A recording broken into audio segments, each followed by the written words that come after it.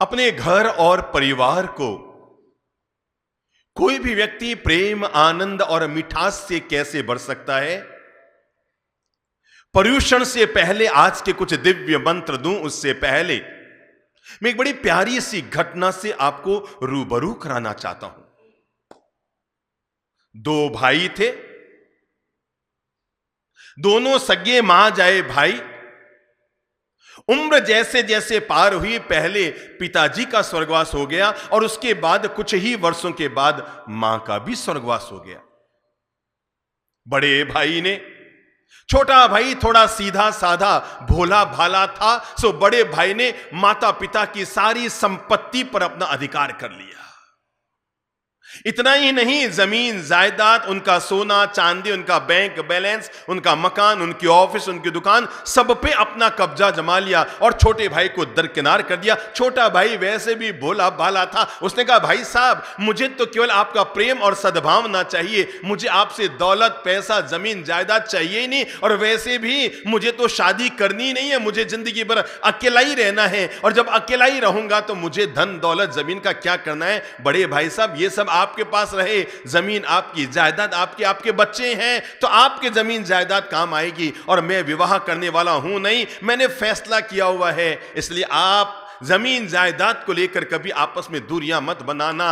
लेकिन पता नहीं बड़ा भाई इतना कुटिल बुद्धि का था कि छोटा भाई जितना भोला भाला मन का था, भोले भाले को उसने पागल जैसा समझ रखा था, और अंततः उसने अपने छोटे भाई को घर से भी निकाल दिया। छोटा भाई किसी पुराने से मकान में जाकर किराए का एक मकान लेकर, कमरा लेकर वहां पर रहने लगा और छोटे मोटे काम करके अपने भरण पोषण की व्यवस्था करने लगा। परिवार वालों ने भी बहुत समझाया कि भैया तेरा छोटा भाई है, साथ रख ले, माँ बाप चले गए, अकेला है, विवाह कर नहीं रहा है, भोला भाला बेचारा कैसे जिएगा। उसने कहा नहीं, मेरे घर में इसके लिए कोई जगह नहीं, ये जाने इसकी जिंदगी जाने। बात थोड़ी पुरानी है, एक दिन की बात, बड़ा भाई व्यापारिक काम के लिए 7 दिन के लिए कहीं बाहर गया हुआ था। मैं तब की बात कर रहा हूं जब न तो मोबाइल होते थे, न कोई नेटवर्क होता था, और न कोई ईमेल की सुविधाएं होती थी, और वो बड़ा भाई बाहर गया हुआ था। और अगले दिन की बात,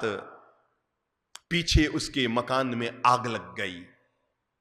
सामान बचा बचा कर बाहर लाया गया, आग इतनी तेज लग चुकी थी, पूरा मकान धू धू जल रहा था। घर की मालकिन महिला भी बाहर आ चुकी थी, और जब छोटे भाई को पता लगा कि बड़े भाई के मकान में आग लग गई, वो भी दौड़ा दौड़ा आया, ये देखकर कि बड़ा भाई के मकान में आग लगे, बुझाने की कोशिश करूं। भाभी ने बताया भैया तो 7 दिन के लिए बाहर गए हुए हैं।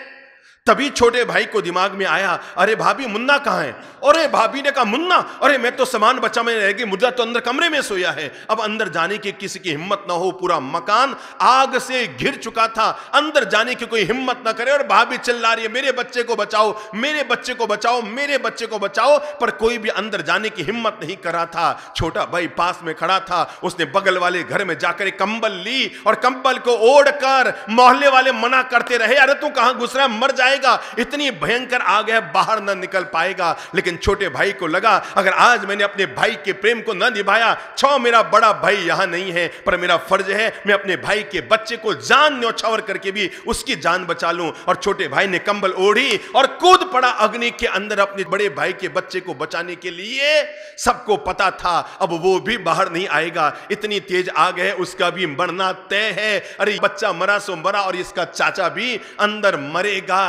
लेकिन सब आश्चर्यचकित रह गए, पूरे घर में तलाश करता करता, अग्नि में झोंकता झोंकता गीली कंबल ओढ़ कर गया था, और जैसे तैसे रूम में पहुंचा और अपने बड़े भाई साहब के बच्चे को गोद में उठाकर और कमर झुका करके उसको कहीं आग न लग जाए, और अग्नि को चीरता हुआ बाहर आ गया। भाभी के हाथ में बच्चा दिया, भाभी चौंक गई। वो देवर जिससे मैं नफरत करती रही, वो देवर जिसको मैंने घर से निकाला था, वो देवर जिससे मैं कोई बात करना पसंद नहीं करती थी, वो देवर जिसको मैंने पागल समझ रखा था, आज उस देवर ने भगवान का काम किया और मेरे बच्चे को बचाकर बाहर जिंदा निकाल दिया।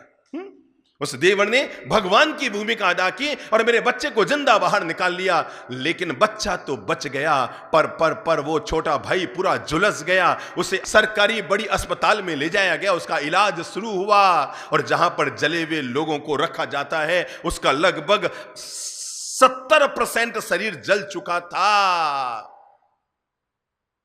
न तो इन दिनों में बड़े भाई का फोन आया और न ही तब फोन की सुविधा थी मोबाइल की कि बड़े भाई को बताया जाए कि किस तरह घर में आग लगी है। जिस दिन बड़े भाई के आने का समय था, उसकी पत्नी कार लेकर गई स्टेशन, और स्टेशन पर जैसे बाहर निकले तो उसने कहा घर चलो। पत्नी ने कहा नहीं, पहले मुझे आज मंदिर चलना है। उसने सोचा जरूर आज कोई व्रत रहा होगा, इसके कोई व्रत होगा, सो मंदिर की बात करे, बाकी रोज तो मंदिर जाते ना, चल किधर चलना है। तो उसने हाथ से इशारा किया, इधर मंदिर है। और चलते चलते चलते चलते गाड़ी पहुंच गई सरकारी अस्पताल के बाहर। उसने कहा ये तो हॉस्पिटल है। उसने कहा इसी हॉस्पिटल में मेरा एक मंदिर है, आप अंदर चलिए। उसने कुछ भी बात बताने के बजाय और अंदर गए, और जहां बर्न जले हुए लोगों को जहां पर रखा जाता उस वार्ड में पहुंचे। अरे उसने कहा तूने कहा ना मंदिर चलना, चलो तो सही, मैं तुम्हें मंदिर नहीं भगवान भी दिखाती हूं। और तब वो अंदर लेकर गई, और जहां पर कंबल उड़ाकर छोटा भाई लेटाया हुआ था, पूरा शरीर उसका जला हुआ था, उसने उसका मुंह उघाड़ा और कहा ये है मंदिर, ये है भगवान, दर्शन कीजिए। तब वो कहता है तू पागल है? ये मेरा भाई, मैं इसका मुंह देखना पसंद नहीं करता हूं, ये पागल है, पागल, मैं इसका मुंह देखना पसंद नहीं करता हूं, मैंने इसको घर से निकाल दिया है। उसने कहा ऐसा मत बोलो, ये भगवान बनकर हमारे घर के लिए आया, ये देवदूत बनकर हमारे घर के लिए आया, ये देवता बनकर हमारे लिए आया। अरे क्या बताऊं आपको, आप तो चले गए थे, अगले दिन घर में लग गई थी आग, पूरा घर दूध दूध जल गया था। सामान तो बाहर निकाल लिया पर मुन्ना अंदर रह गया था, पूरा मोहल्ला। अरे मेरा मां जाया भाई भी पास में खड़ा था, मैंने उसको बोला था तू अंदर घुस जा। उसने कहा बहन मैं नहीं जा सकता, क्योंकि अब जो अंदर जाएगा वो भी मरेगा और बच्चा भी मरेगा। पर ये आपका महान छोटा भाई, जिसको हमने गैला समझकर घर से निकाल रखा था, ये आपका महान छोटे भाई ने भगवान की भूमिका अदा की, और भगवान की भूमिका अदा करके आपके बच्चे को जिंदा इसने रखा, ये निकाल कर बाहर लेकर आए थे। इसलिए देवर नहीं, मेरे लिए भगवान का दिया हुआ वरदान है। और तब जब वो स्वस्थ हो गए, उसने भाभी को साधुवाद दिया, भाभी ने उनको साधुवाद दिया। लेकिन लेकिन लेकिन लेकिन जब वो अपने वही पुराने मकान की तरफ जा रहा था तो भाभी ने कहा प्लीज देवर जी, अब आपका मकान वो नहीं है, अब आपका मकान ये है। और जब वो छोटा भाई अपने बड़े भाई के मकान तक पहुंचा तो देखा उस मकान के आगे पहले नेम प्लेट जो लगी हुई थी उसमें केवल एक भाई का नाम था, लेकिन आज वो नेम प्लेट हट चुकी थी और वहां पर दोनों भाइयों के नाम नेम प्लेट पर लिखे हुए थे। और जब वो अंदर गया तो भाभी आरती लेकर आई और आरती करने लगी। देवर ने कहा भाभी क्या कर रही हो? उसने कहा आज देवर नहीं आए हैं, मेरे घर में छोटे देवर के रूप में भगवान आए हैं, भगवान।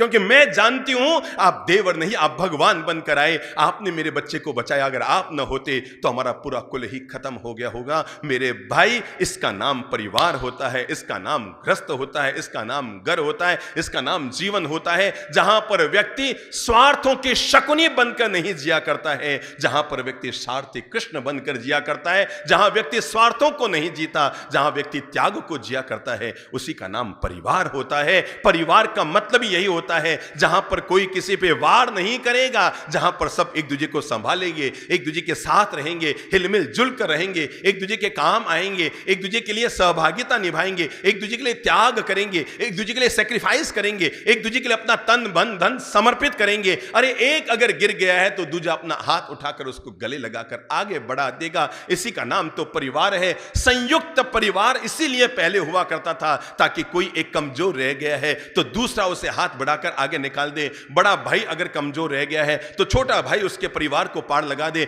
छोटा भाई अगर कमजोर रह गया है तो बड़ा भाई उसको पार लगा दे। मेरे भाई, इसी का नाम परिवार होता था, जहां पर स्वार्थ नहीं, जहां पर त्याग होता था। मेरे भाई, राम लक्ष्मण भरत शत्रुघ्न ये सब त्याग के प्रतीक हैं, और महाभारत के कौरव ये सब स्वार्थ के प्रतीक हैं। मेरे भाई, जहां जहां त्याग होता है वहां वहां परिवार में रामायण होती है, और जहां जहां मैं मेरा, मैं मेरी बीवी, मैं मेरा बच्चा, मैं मेरा घर, मैं मेरी संपत्ति, मैं और मेरापन का भाव केवल इंसान के भीतर आ जाता है, वहां रामायण नहीं होती, वहां घर घर में महाभारत होना शुरू हो जाता है।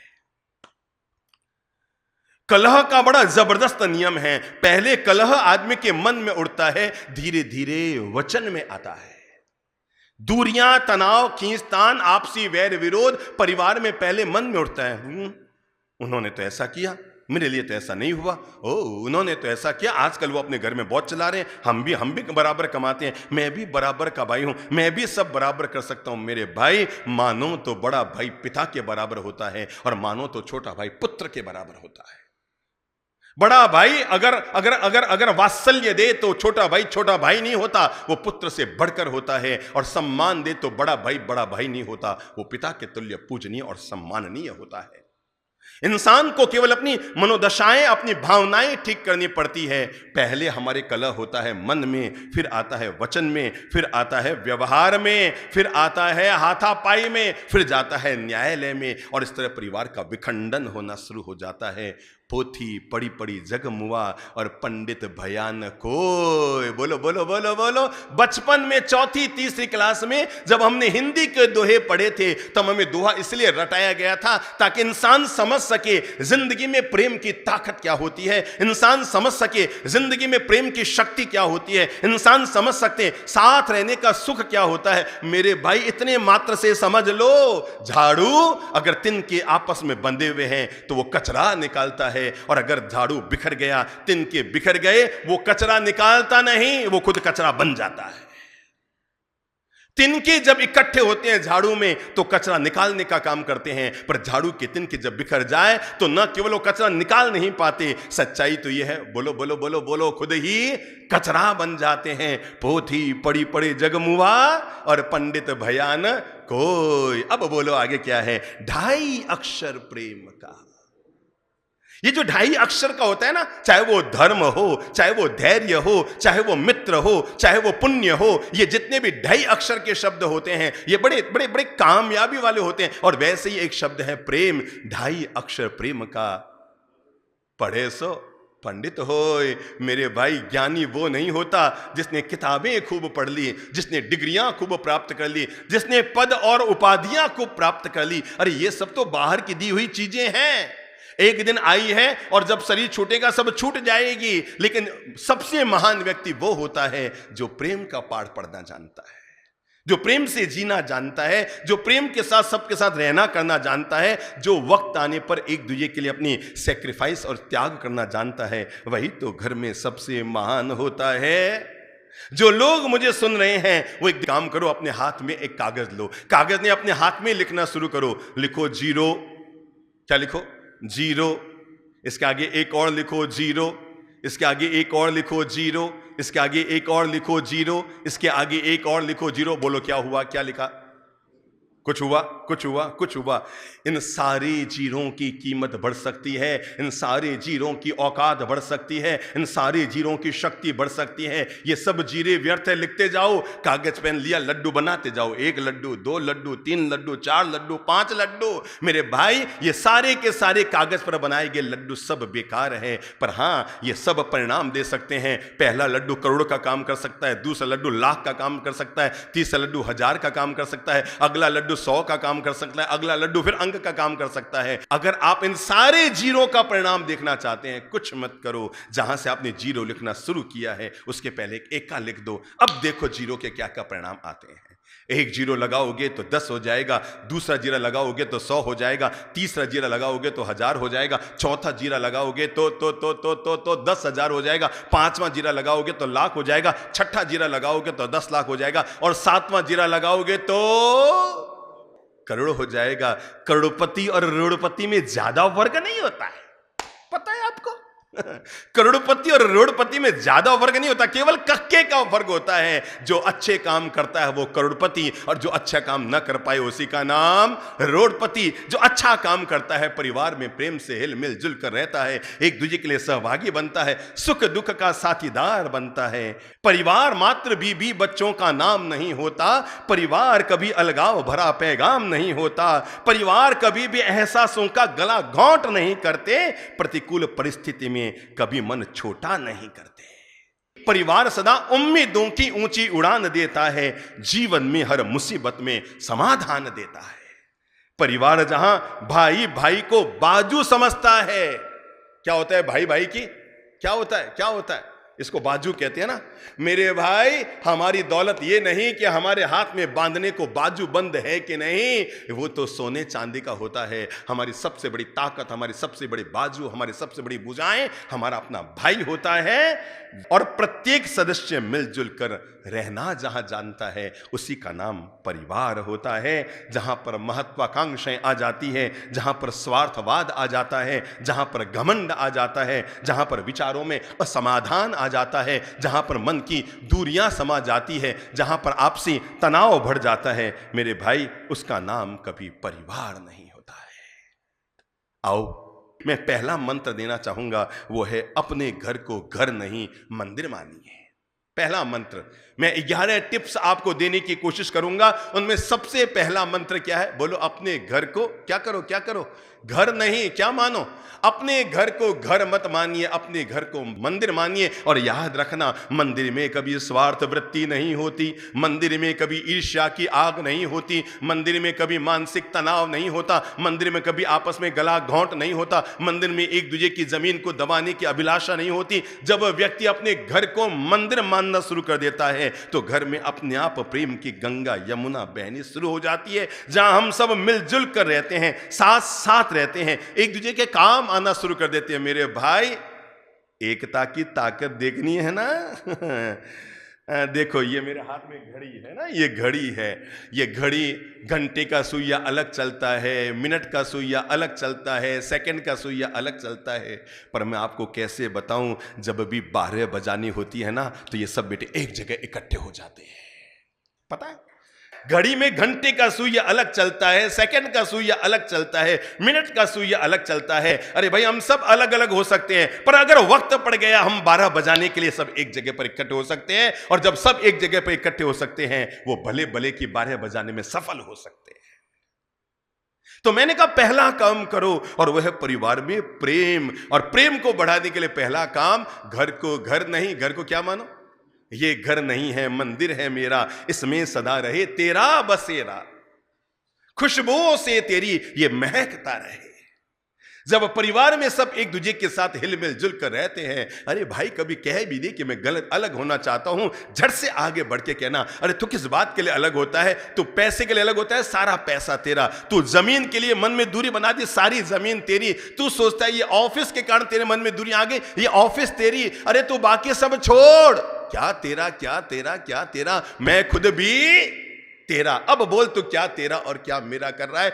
घर को घर नहीं। आदमी अगर मंदिर मान ले तो कभी भी तेरे मेरा नहीं होती। आज से पहला नियम बना लो, मैं अपने घर को केवल घर नहीं मानूंगा। मेरे भाई, घर में मंदिर कहाँ हो, ये मामूली बात है। आपके घर में मंदिर है कि नहीं, मामूली बात है। आज की तारीख में घर में मंदिर बनाने की जरूरत बाद में है, घर को मंदिर बनाने की जरूरत पहले है। घर में मंदिर तो बाद में बना लेना, पहले घर को मंदिर बना लो। जिन दो भाइयों में अगर बोलचाल बंद हो गई है, दो बहनों में अगर आपस में तकरार आ गई है, भाभी और देवर में अगर दूरियां बन गई है, अगर ननद और भाभी में अगर तकरार आ गया, मेरे भाई, सामायिक बाद में बैठ के कर लेना, प्रतिक्रमण बाद में बैठकर कर लेना, और मंदिर में जाके भगवान की पूजा बाद में कर लेना। मेरे भाई, पालितना तीर्थ की 5000 सीढ़ियां चढ़कर यात्रा करना सरल है, पर जिस भाई से आपकी बोलचाल बंद है, उसकी 5 सीढ़ियां चढ़कर अगर आपने गले लगाकर मिच्छामि दुक्कडम कर दिया, इंदौर में बैठे बैठे पालितना तीर्थ की यात्रा करने का सौभाग्य मिल गया।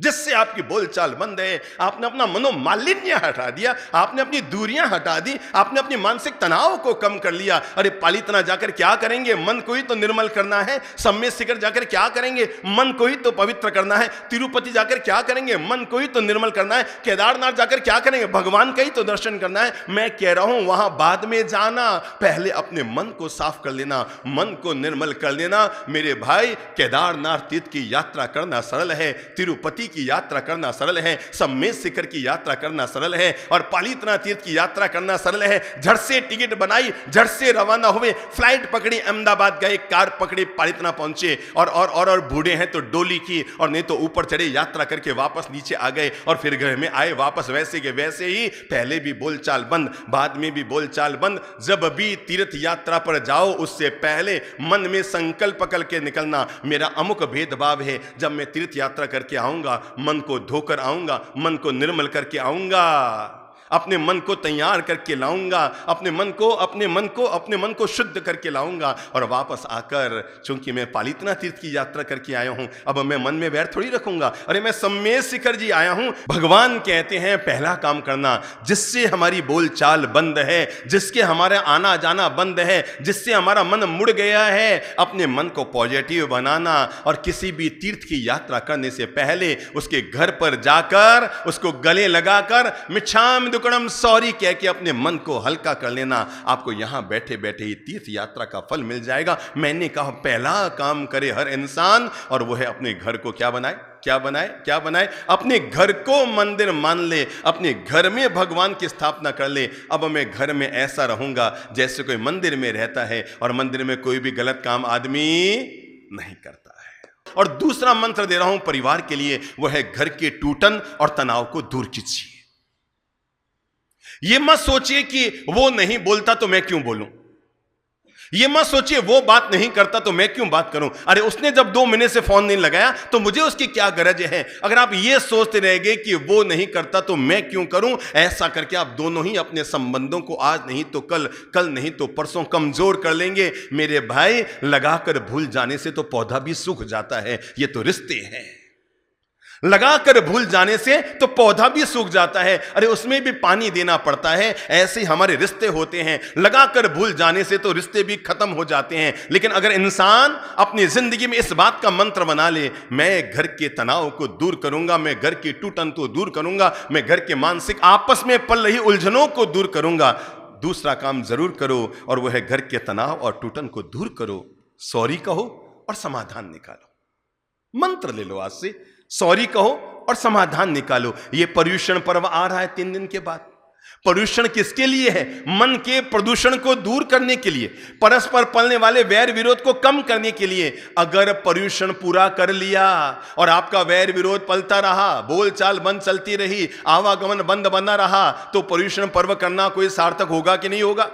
कोई परिणाम नहीं। अगर आपके वही सब वैर विरोध मन में पलते रहे, दूरियां आपस में बलती रही, टूटन आपस में पलती रही, तो परिणाम क्या निकल कर आएगा? परिणाम हमारा ये निकल कर आएगा कि हम पर्यूषण तो कर लेंगे पर मन के प्रदूषण को हम दूर नहीं कर पाएंगे। मैंने इसलिए कहा दूसरा काम जरूर करो, और वो है घर के तनाव और टूटन को क्या कीजिए, कम कीजिए, दूर कीजिए। मेरे भाई, घर के टूटन और तनाव को दूर कीजिए। आपस में जो हमने खींचतान पाल रखी है, उस खींचतान को हम दूर कर लें। मैं एक घर में गया था, घर की बहू ने कहा बाप जी हमारे यहां एक तांत्रिक व्यक्ति आया। मैंने कहा क्या हमारे सास और बहू में आपस में बोलचाल बिल्कुल बंद है, आपस में मिलना जुलना बंद है, नमस्ते दुआ सलाम नहीं है, हम एक घर में रहते हैं पर बिल्कुल हम में आपस में नहीं पड़ती। तो वो व्यक्ति आया और उसने मुझसे 500 रुपये लिए थे, और ये मुझे शहद की शीशी देकर गया, और मुझे कहा तू रोज सुबह उठकर 1 मिनट तक शहद की शीशी को देखा कर, 30 दिन में तेरी सास से मेल मिलाप होना शुरू हो जाएगा। महाराज 2 महीने हो गए, रोज मैं शहद की शीशी को देख रही हूं, रोज शहद की शीशी को देख रही हूं, पर मेरा घर तो स्वर्ग हुआ ही नहीं, मेरे सास की आपस में दूरियां हमारी बंद हुई नहीं। मैंने कहा एक काम कर, ये 500 रुपये वाला टोटका किनारे रख, मैं अब मुफ्त वाली बात बताता हूं। शहद की शीशी को देखना बंद कर और तू खुद शहद की शीशी बन जा। तेरे भीतर तो जहर की शीशी है, तो शहद की शीशी देख लेगा तो क्या हो जाएगा? भीतर में अगर जहर की शीशी हमारे अंदर है, रोज अगर शहद की शीशी भी देखते रहोगे तो कोई घर में मेल मिलाप ना होगा। ये वास्तु वाले भले ही कह दे कि ऐसा हो जाएगा, पर होने वाला नहीं है। शहद की शीशियों को देखने से कभी परिवार में प्रेम नहीं बढ़ता। जरूरी है शहद की शीशी न देखी जाए, आदमी खुद शहद की शीशी बने और भीतर में जो जहर की शीशी पल रही है, मेरे भाई इन जहर की शीशियों को जरूर खत्म कर दो। मैं तो दुनिया में रहने वाले हर भाई और भाई को ये अपनी ओर से संदेश देना चाहूंगा, मेरे भाई कभी भी जीवन में आपस में दूरियां मत बढ़ाना, कभी भी जीवन में आपस में तनाव मत बढ़ाना, कभी भी जीवन में बोलचाल बंद मत करना, कभी भी जीवन में आना जाना बंद मत करना। क्योंकि अगर आपने ऐसा कर लिया, आपको नरक में जाने की जरूरत नहीं पड़ेगी। ये मत सोचना कि ऐसा करने वाले को नरक मिलता है, जो ऐसा करता है वो अभी हाल में नरक में ही जीता है। मरने के बाद उसे नरक में नहीं जाना पड़ता। वो जहां जी रहा है, जिस मुकाम पर जी रहा है, जिस जगह पर जी रहा है, वो जिंदगी धीरे धीरे उसकी नरक बननी शुरू हो जाती है। मैंने दूसरा निवेदन किया है, घर की टूटन को क्या करो, कम करो। बोलचाल बंद है, सॉरी कहो, समाधान निकालो, आपस में गले उले रहो, एक दूसरे के काम आओ। ठीक है भाई साहब, हो गया। अगर आपको लगता है ना आपके छोटे भाई से आपकी बोलचाल बंद है, 2 कदम आगे बढ़ाना। अगर आप वास्तव में जिन शासन के अनुयायी हैं, भगवान श्री महावीर की अगर आप आराधक हैं, जिन शासन के आप आराधक हैं, 2 कदम आगे बढ़ाना। कोई दिक्कत नहीं है, सामने वाला आपका छोटा भाई है कि बड़ा भाई है, क्षमापना करने में कभी संकोच नहीं करना चाहिए। क्षमा बड़न को चाहिए। क्षमा किसको चाहिए? जो बड़ा है वही तो क्षमा अपने जीवन में धारण करेगा। छोटे भाई के घर जाना और जाकर कहना भाई हो गया सो हो गया, बीत गई सो बात गई, तकदीर का सिकवा कौन करे? अरे जो तीर कमा से निकल गया उस तीर का पीछा कौन करे? बोल दिया, हो गया, तूने कहा मैंने कहा, दोनों की बात खत्म। तू भी खुश मैं भी खुश। तू क्षमा मांगे तो तेरा बड़प्पन, लेकिन मैं तो मेरा हाथ जोड़कर अपनी तरफ से क्षमापना कर रहा हूं, मैं हाथ जोड़कर अपने दिल को बड़ा कर रहा हूं। मेरे भाई, क्षमा का आनंद क्या होता है वह वही जानता है जो इसमें जीता है। क्रोध और कषाय में जीने वाला व्यक्ति कभी क्षमा का आनंद नहीं जान सकता। अरे मैं तो कहूंगा चाहे जैसा वातावरण हो, पर आप क्रोध का उपयोग करने के बजाय प्रेम का उपयोग कीजिएगा। एक काम कीजिएगा, एक बार बहू को तैस में आकर कहिएगा, एक बार बहू को प्रेम में आके कहिएगा। एक बार अपने छोटे भाई को तैस में आके कोई बात कहना और एक बार प्रेम में आके कोई बात कहना। जिंदगी में 100 बार क्रोध कर लो और 100 बार प्रेम कर लो, अंततः आपको यही हासिल होगा कि क्रोध करने का परिणाम हमेशा गलत आया, प्रेम करने का परिणाम हमेशा अच्छा आया। मेरे पूज्य पिताजी महाराज कहा करते थे हमेशा, बेटा मैंने जीवन में क्रोध भी बहुत किया होगा, प्रेम भी बहुत किया होगा, पर मैं इस दुनिया को छोड़ने से पहले, चूंकि उन्होंने संसार का जीवन भी खूब जिया और संत बनकर साधना का जीवन भी खूब जिया, मैं तो बचपन में संत बन गया, इसलिए मुझे संसार के अनुभव कभी हाथ न लगे। पर उन्होंने दोनों अनुभव किए थे, संसार के भी अनुभव किए और धर्म आराधना साधना के संन्यास के भी अनुभव किए। और मुझे बताया करते थे, बेटा जीवन भर याद रखना, जिंदगी में क्रोध भी मैंने खूब किया और प्रेम का प्रयोग भी मैंने खूब किया, और आज मरने से पहले तुम दोनों भाइयों को जीवन का पाठ पढ़ा रहा हूं। बेटा क्रोध से और तनाव से कभी कोई बात बनती नहीं है, बनी हुई बात भी बिगड़ जाती है और प्रेम से बिगड़ी हुई बात भी बन जाती है। इसलिए जिंदगी में अब तुम्हें अनुभव करने की जरूरत नहीं कि तुम क्रोध करके देखो क्या परिणाम आया। अगर अपने पिता पर श्रद्धा करते हो तो इस बात का ध्यान रखना कि क्रोध का परिणाम हमेशा गलत और टूटन होता है और प्रेम का परिणाम हमेशा आपस में प्रेम और क्षमा और जुड़ाव होता है। हम सीधा तैस में बोल जाते हैं। अरे भाई पहले 10 बार प्रेम से बोलकर देख लो, छोटे भाई ने कोई गलती कर दी, बड़े भाई ने कुछ टोक दिया, बहू से कुछ गलती हो गई, सासू मां ने कुछ टोक दिया, सीधा आवेश नहीं, पहले प्रेम से समझा लो। मैं कहूंगा 1 बार, 2 बार, 3 बार, 10 बार, 25 बार, 50 बार, 60 बार, 70 बार, 80 बार, 90 बार, 91, 92, 93, 94, 95, 96, 97, 99 बार भी प्रेम का प्रयोग करना। अपनी बहू पर गुस्सा मत करना। कितनी बार? 99 बार। अगर आप सच में हमारी बातों से मोटिवेट हुए हैं, आज 40 दिन से हमारे मंत्रों को आप सुन रहे हैं और आपको लगता है वास्तव में आपके जिगर में कोई परिवर्तन आया है, आपकी आत्मा में कोई परिवर्तन आया है, आपके मन की दशाओं में कोई परिवर्तन आया है, आपके विचार कुछ पॉजिटिव बने हैं, तो मैं आप लोगों को मोटिवेट करते हुए यह बात कहना चाहूंगा, केवल 1 बार प्रेम से मत समझाना अपने बच्चे को, अपने छोटे भाई को, अपनी बहू को या अपने परिजन को, किसी को भी 1 बार नहीं, मैं कहूंगा 99 बार, 99 बार प्रेम का उपयोग करना। अगर तब भी लगे काम सफल ना हुआ, हालांकि इम्पॉसिबल है, यह असंभव है कि दुनिया में कोई प्रेम से बात न बन पाए, यह असंभव है। अरे प्रेम से तो बड़े बड़े दुश्मन को भी, मिठास प्रेम और क्षमा से तो बड़े से बड़े दुश्मनों को भी, अरे जो नागराज चंड कौशिक भगवान श्री महावीर के अंगूठे पे डंक मारने वाला था, लेकिन प्रभु महावीर के प्रेम और क्षमा भरे व्यवहार ने चंड कौशिक को भी शांत कर दिया। जब एक सांप भी हमारे प्रेम भरे व्यवहार से शांत हो सकता है, अरे आप प्रयोग करके देखना, गाय घर के बाहर आती है ना, रोज उस पर आधा मिनट यूं यूं यूं यूं हाथ फेर देना। अगर वो रोज आपके घर के बाहर ना आ जाए तो मुझे कह देना, अरे कुत्ता पास में खड़ा है, 2 मिनट उसकी पीठ पर यूं हाथ फेरना, अगर वो दुम न हिलाने लग जाए तो मुझे कह देना। प्रेम की भाषा तो जानवर भी समझते हैं, प्रेम की भाषा तो पंछी भी समझते हैं, अरे हम तो इंसान हैं। प्रेम की भाषा तो पंछी, जानवर और पशु पक्षी भी समझ जाते हैं। आप उनके साथ प्रेम से पेश आके देखिए, वो आपके साथ किस तरह का व्यवहार करते हैं, प्रेम की भाषा तो वो भी जानते हैं। आप प्रयोग करके तो देखो। हम छोटी सी बात में ऐसे झगड़ पड़ते हैं कि वापस मिलने जुलने के सारे रास्ते बंद कर लेते हैं। मैं नहीं आऊं थारे घर, बस मने नहीं आनो, तू कहीं हमसे थारे बगैर मारो काम नहीं चले। अरे मेरे भाई, काम तो इस दुनिया में सबका सबके बिना चल जाएगा। आप ऊपर चले जाएंगे ना, तब भी दुनिया में काम चल जाएगा। दुनिया में कोई काम चलाने ही जिंदगी थोड़ी है, काम निकालना ही जिंदगी थोड़ी है। जिंदगी तब होती है जब आदमी काम निकालता नहीं, एक दूसरे के काम आता है। और मैं इसीलिए आप लोगों को मोटिवेट कर रहा हूं, जीवन का दूसरा मंत्र दे रहा हूं कि अगर घर में कोई तनाव है मेरे भाई, अब इंतजारी मत करो कि मैं और सुनूंगा, महाराज को और सुनूंगा। अरे हमारी इतनी बातें सुनकर तो पत्थर भी पिघल जाता है। आप तो इंसान हैं, इंसान। पत्थर भी सुधर सुधर कर भगवान की मूर्त बन जाता है। छीनी हथौड़ा अगर पत्थर को लगे, 40 दिन तक छीनी हथौड़े चला रहा हूं, क्या अब भी भीतर का सोया हुआ भगवान नहीं जग रहा है? और मैं अनुरोध करना चाहूंगा, अब तो कम से कम अगर घर में कोई तनाव है, इंतजारी मत करना। अच्छा देखता हूं, अच्छा सोचता हूं, अच्छा बच्चों से सलाह करूंगा, अच्छा मैं कहूं कि नहीं कहूं। अरे मेरे भाई, 2 कदम आगे बढ़ाना, झट से जाना और जा करके पांव छू करके सॉरी कह के गले लगा लेना। सामने वाला अपने मन को पॉजिटिव बनाए या न बनाए, ये उसके कर्म, पर आप मन से बड़े हल्के हो जाएंगे। मैं शर्तिया कहता हूं, शर्तिया प्रयोग करके देख लेना। सामने वाला हो सकता है अभी भी गांठ बांध कर चले, क्योंकि हो सकता है उसने तो हमारी बातें थोड़ी सुनी है, तो वो तो अभी भी यूं का यूं खार खाए बैठा है। आदमी बड़ा गजब का होता है?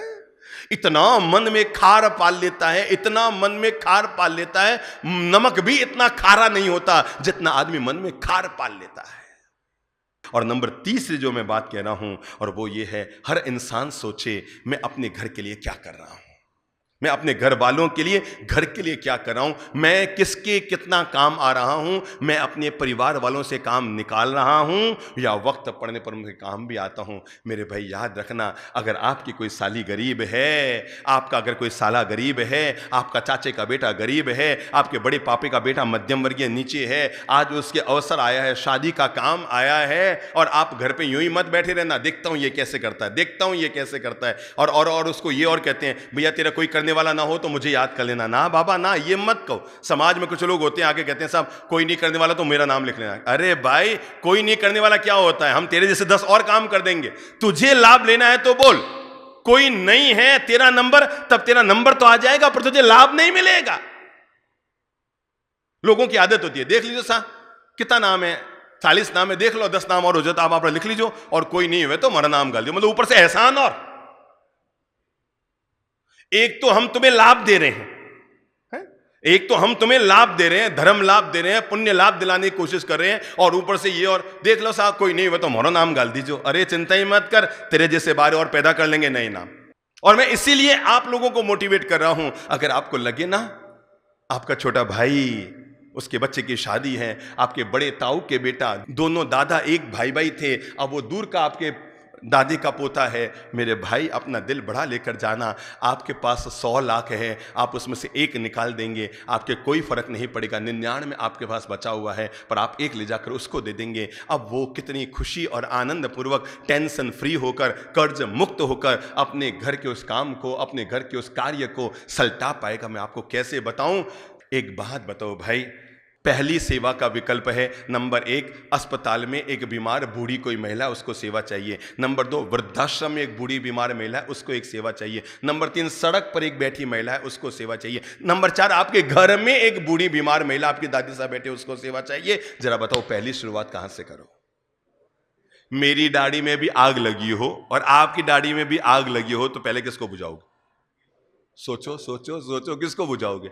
पहले खुद की बुझाओगे ना।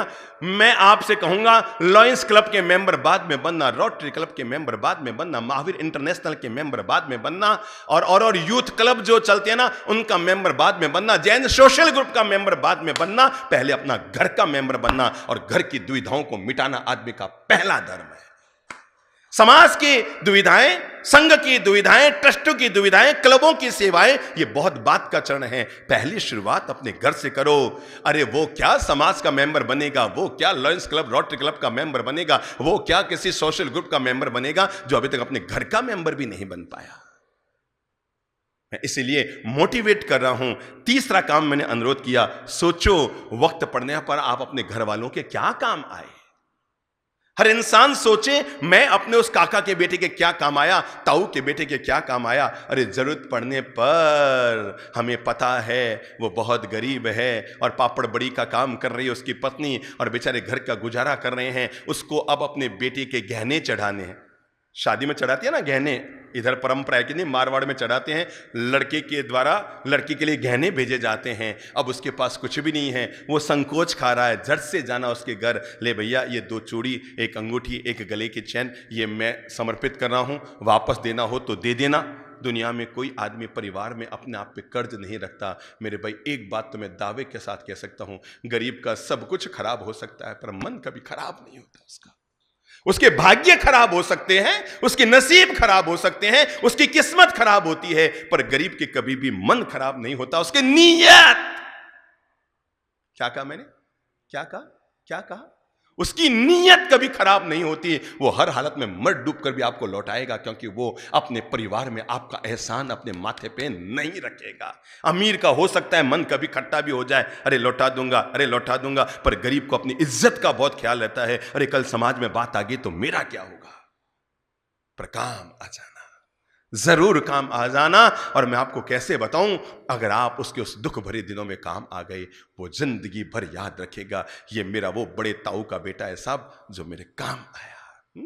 ये हमारे वो ताऊ जी का बेटा है साहब जो हमारे काम आया। वो जीवन भर आपको सेठ मानकर चलेगा साहब। परिवार में अमीर तो बहुत थे, पर ये सेठ आदमी निकला, सेठ।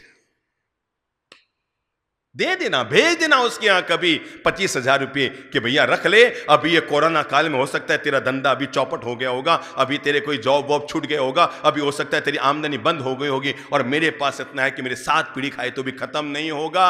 और अभी भी आप वही कभी आड़े में, कभी डब्बों में, कभी बिस्तरों में, कभी पलंगों के नीचे दबा दबा कर रख रहे हैं। निकालना उसमें से थोड़ा सा, और निकाल कर किसी को सहयोग में, ले भाई तू मेरे बड़े पापा का बेटा है, ले ये 20,000 रुपये रख ले, मैं कोई दान नहीं दे रहा हूं, मैं कोई सहयोग नहीं कर रहा हूं, मैं कोई एहसान नहीं कर रहा हूं, तू रख ले, तेरी कभी हाथ में छूटो वापस दे देना, नहीं तो तू और मैं एक ही है, तेरी पत्नी और बच्चे खाएं और मेरी पत्नी बच्चे खाएं, क्या फर्क पड़ता है। ये दरिया दिली रखो, सेठ वो नहीं होता। बाकी सब तो अपनी घरवाली के सेठ होते हैं, असली सेठ वो होता है जो वक्त पड़ने पर दूसरों के लिए सेठाई दिखाता है, बड़ा दिल दिखाता है। मैंने इसीलिए कहा तीसरा दिमाग में मन बनाओ, और वो है आप अपने घर वालों के बुरे दिन में कितने काम आए हैं। और चौथी बात जो मैं आपसे कहूंगा वो है घर और परिवार के टूटन को रोकने के लिए, और ध्यान रखिएगा अपने हर शब्दों का इस्तेमाल बहुत सावधानी से कीजिए। घर में जब जो आया मन में मत बोल दीजिए। हम लोग इस तरह के शब्दों का इस्तेमाल कर देते हैं कि सामने वाले के मन में चोट लग जाती है, वो दरार पाल लेता है, वो दूरियां पाल लेता है, रिश्तों में तनाव पैदा हो जाता है, आपस में बोलचाल बंद हो जाती है। जब जब भी हमारी बोलचाल बंद हुई, उसमें सबसे बड़ी भूमिका हमारी बोलचाल की रही। हमारी बोलचाल जब भी बंद हुई है, उसमें सबसे बड़ी भूमिका किसकी रही? हमारी बोलचाल की रही है। हमने ऐसे शब्दों का इस्तेमाल किया जो तीर का काम कर गए, सामने वाले के मन को भेद गए। उससे लगता है यार अब जीवन भर मैं इनके काम आता रहा, सुख दुख में साथ बना रहा, मैंने अपने बच्चों को अपना नहीं माना, अपने भाई के बच्चों को पहले मैंने अपना माना, मैंने अपना भरण पोषण के बाद में चिंता की, मैं भाइयों का पहले ध्यान रखता रहा, और आज मेरे भाई मुझे ये रिजल्ट दे रहे। मैं जिन भाइयों के लिए जीवन भर की कमाई, अरे मम्मी पापा तो जवानी में चले गए थे, एक भाई 2 साल का था, एक 4 साल का था, एक 8 साल का था, और मैंने इन्हें पाल पोस कर बड़ा किया, आज मुझे ये रिजल्ट दे रहे। हमसे जुड़ा हुआ एक परिवार था, और बचपन में उनके पापा जी का स्वर्गवास हो गया। मामा ने उनका खूब ख्याल रखा, पाल पोस कर बड़ा किया, खूब उन्हें पढ़ा लिखा कर तैयार किया, धंधे में उन्हें मास्टर किया। एक दिन संयोग की बात आई, वो भांजे भी अमीर हो गए, करोड़पति हो गए, और ऐसी कोई बात हुई जिससे मामा भांजे में बोलचाल बंद, आना जाना बंद, ब्याह शादियों में मिलना जुलना, समस्या का क्षमापना बंद। जब हमें पता लगा, और हमें पता था कि वो जो 2 भांजे हैं वो हमारे जीवन के बहुत करीबी भक्त हैं, और जब हमें पता लगा कि जिन मामा ने पाला पोसा, पांव पे खड़ा किया, जीवन का निर्माण किया, अरे उन्हें जमीन से लेकर आसमान तक पहुंचाया, अरे फर्श से लेकर अर्श तक पहुंचाया, आज उन्हीं से बोलचाल बंद कर ली। हमने उन्हें बुलाया, और बुला कर कहा अगर हमसे सच्चा प्रेम करते हैं आप जाइए, फ्लाइट पकड़कर बॉम्बे जाइए, और जाकर जो आपके मामा जी हैं, अगर आपकी बोलचाल बंद है, आप उनसे 4 कदम आगे बढ़ाइए। गलती किसकी थी? क्षमापना मांगते समय यह सोचना व्यर्थ है। जब आप क्षमापना करना चाह रहे हैं, अब उस समय सोचना शुरू करेंगे गलती किसकी थी, तो आपका सोचना व्यर्थ है। गलती किसकी है, खास बात यह नहीं है। बड़प्पन कौन दिखाएगा, खास बात यह है जाओ मामा के पास जाकर उनसे क्षमापना करके आ जाओ, क्योंकि आपको नहीं मालूम अगर आपने ऐसा नहीं किया तो दुनिया में कोई भाई अपने बहन के बच्चों को पालना पसंद नहीं करेगा, अगर यही रिजल्ट आएगा तो। मैंने इसीलिए कहा बोल चाल में रिश्तों को मजबूत रखने के लिए जरूरी है हम जब भी शब्दों का इस्तेमाल करें बहुत धैर्य से, शांति से, पॉजिटिव सकारात्मक शब्दों का इस्तेमाल करें। ऐसे शब्द ना बोलें भले आप उनके कितने भी काम आए, पर आप नहीं जानते कभी कभी शब्द ऐसे घाव कर जाते हैं। अरे मेरे भाई, बाण का घाव तो फिर भी भर जाता है, पर शब्दों के घाव आदमी जीवन भर भर नहीं पाता। आपने तो 2 मिनट में तैस में आकर बोल दिया, पर उसके जीवन भर के लिए वो चोट लग गई दिमाग में। भले आप बड़े हैं तब भी मैं कहूंगा छोटों को भी ऐसे शब्दों का प्रयोग न करें। अरे आज हम नहीं होते तो तेरी क्या औकात होती, हम थे तो तुमने वहां तक पहुंचाया, हम थे तो तुमको पढ़ा लिखा कर तैयार किया। अगर आप पिता भी हैं, पर मैं कहूंगा अपने बच्चों के सामने कभी भी उन्हें एहसास मत कराओ, अपना एहसान मत दिखाओ, मैंने तुम्हें यह किया, मैंने तुम्हें यह किया, मैंने तुम्हें यह किया। किया सो किया, आपने किया वो आपका फर्ज है, वो करे या ना करे ये उनकी भाग्य पर छोड़ दो, पर आपने जो किया वो आपका फर्ज था। इसलिए ध्यान रखिए शब्दों का प्रयोग हमेशा बहुत सावधानी से करें। कभी भी तैस में ना बोलें, कभी भी तकरार में ना बोलें, कभी भी आवेश में ना बोलें, कभी भी आक्रोश में ना बोलें, कभी भी आशंका में ना बोलें। जब भी बोलें धैर्य से बोलें, क्षमा से बोलें, प्रेम से बोलें, शांति से बोलें, मिठास से बोलें। शब्दों को तोलने के बाद अपना मुंह खोलें, ताकि आपके शब्द फूल का काम करें, कांटों का काम ना करें। आपके शब्द प्रेम का काम करें, बाण का काम ना करें। आपके जो वचन हैं वो कभी भी किसी के माना। आप बड़े थे, आपने अपने छोटे भाई को पाल पोस कर बड़ा किया। आप मामा हैं, आपने भांजों को पाल पोस कर बड़ा किया। आप चाचा हैं, आपने भतीजों को पाल पोस कर बड़ा किया। अच्छा किया, शुक्रगुजार हैं इसके लिए। पर मैं कहूंगा फिर भी सावधानी रखिएगा, आपके किए किराए पर कभी भी पानी फिर सकता है अगर आपने कभी टेढ़े शब्द बोलकर उनका एहसान कर दिया तो। जो आपने किया है ना, उन सब पर आपका पानी फिर जाएगा। सो मन में संकल्प करो, मोटिवेट करो। मैं चौथा संकल्प लेता हूं, मैं घर परिवार में कभी भी टेढ़े मेढ़े शब्दों का इस्तेमाल नहीं करूंगा। मैं कहूंगा अगर आप सही हैं तो आपको क्रोध करने की जरूरत नहीं है?